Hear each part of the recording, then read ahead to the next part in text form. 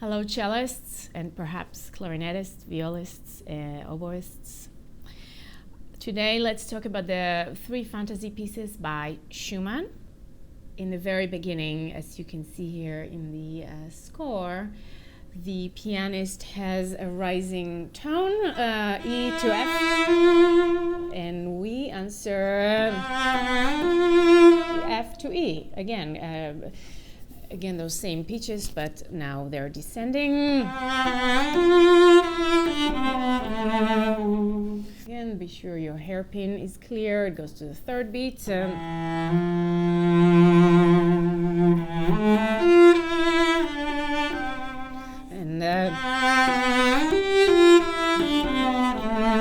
So we have F,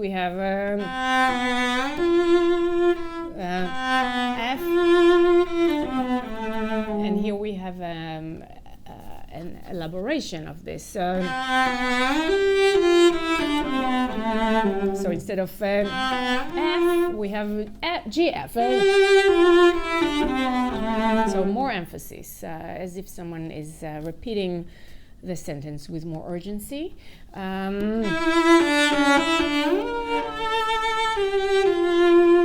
Less vibrato on this F. You're closing the sentence. Here I like taking the D string. I suggest trying, these 3 pieces are great for trying different fingerings and seeing how you can create different colors, because a lot of the phrases repeat a few times. So as you know from my previous videos, I always like changing when things repeat.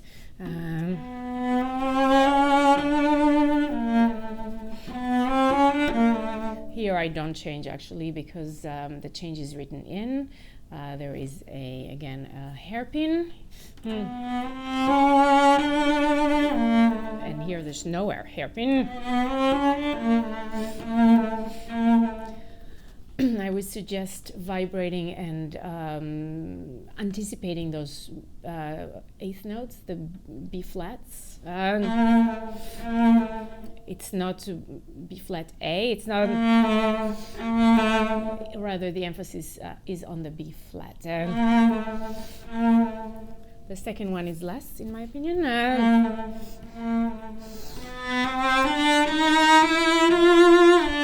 Again, the feel here is moving forward. Practicing Schumann with a metronome is not something I suggest. The rhythm is always fluctuating. There's always that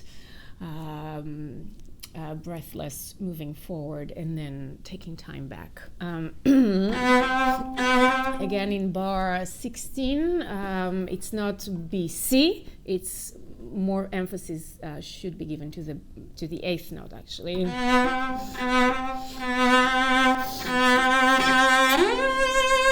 And take a nice time rising to that C. Don't be afraid, and play that C close to the bridge with more bow. If you choose to separate bows there, I would encourage you to separate bows. On many occasions, I believe these slurs here are phrase marks, and when we try to really follow exactly what's printed, our sound is choked.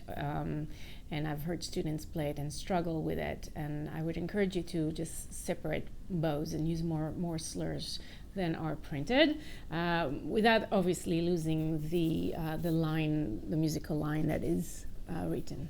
For example, here, this is all written under one slur, but I separate. So I take 2 extra bows instead of. It's very, very difficult. When we play the descending arpeggio in bar 29, I feel that we are more important.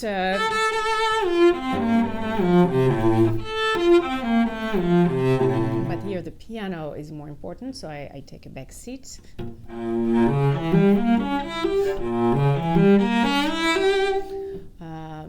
And those those are the little things that help us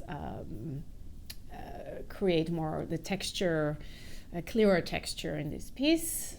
So again, more here, and then less. Also experiment with dividing the bow differently, not always 4 and 4. It can be 5 and 3. And then again come out in bar 33.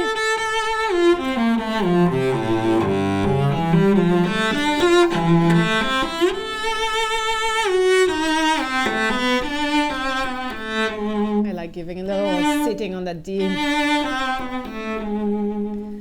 And here we have Pianissimo. Notice the beginning is piano. Here we have Pianissimo. And I like playing this phrase on the D string.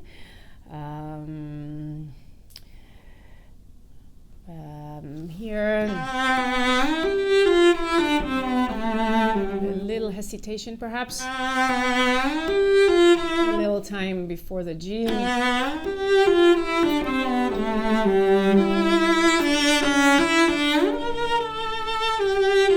And don't rush those 4/8 notes. Again, I've heard cellists try to vary their color by playing on the A string. That's a possibility, although I prefer not doing so because I believe the second B flat A in bar 49, for example, as well as the corresponding place in bar 13, I believe those B flat A's, the second one is less, not more. If we play the second one on the A string, it will naturally sound more open.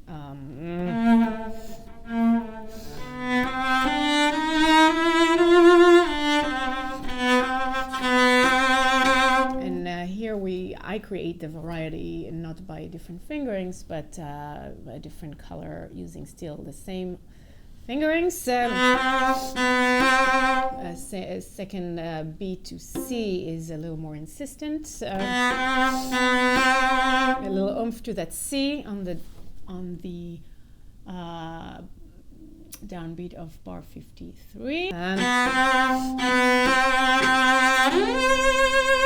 Here you can choose to really open up again.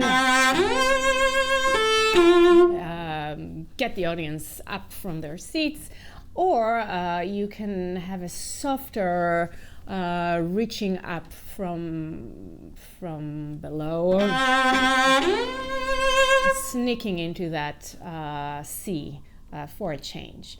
So to repeat, the first time this big leap of an octave comes is in bar 17. Notice I slide on the new bow. So the new bow, so not on the upbeat, not on the up bow, but rather on the down bow.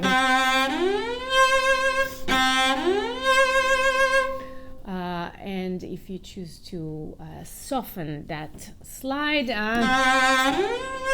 just lighten your bow when you start the high C. So kind of sneak into that C a little bit more, and that also creates a different color and expression.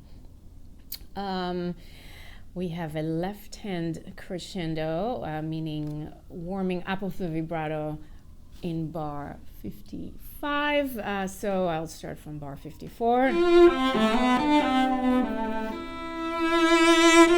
So there is a sudden emotion there, a sudden burst of emotion, and you can show it by making your vibrato faster. This is the slow motion.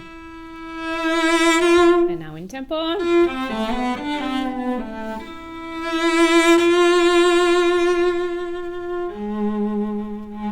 Or if you run out of bow, you can change bow there.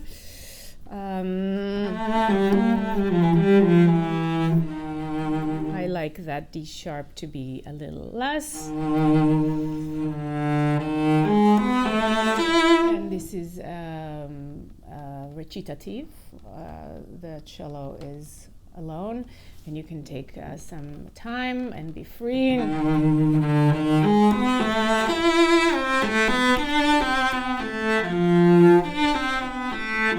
But then I would say after you reach the high E, in tempo. And I like taking time on the last F E.